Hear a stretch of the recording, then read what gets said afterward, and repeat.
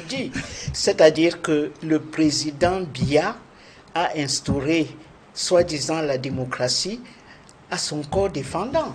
Ce n'était pas du tout un démocrate. Et il a suivi un peu ce que son parrain politique, c'est-à-dire lui, Paul Ojoula, lui avait enseigné, c'est-à-dire réprimer les libertés. Et c'est ce qu'il fait.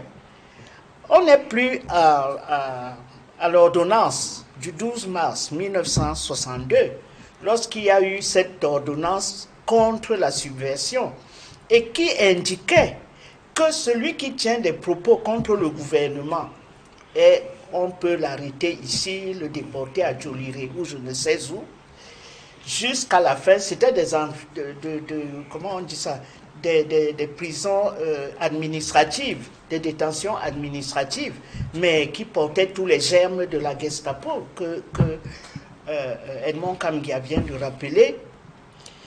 Le président n'a pas fait exprès de faire la démocratie. La preuve, on vient d'enterrer Yondo Black, le fameux procès Yondo, alors qu'il avait fait des marches pour dire qu'on veut la démocratie, mais elle ne doit pas être précipitée. Bon, elle a donc été précipitée et on a vu.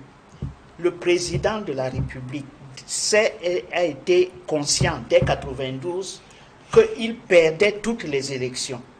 Tout simplement parce qu'il venait de passer 10 ans au pouvoir et qu'il n'avait rien fait pour le pays. Au contraire, on a amené les plans d'ajustement structurel. Et c'est ce qui fait le succès de l'opposition en 90-92. Le tissu social était complètement dévasté. Les étudiants n'avaient plus de bourse, rien du tout.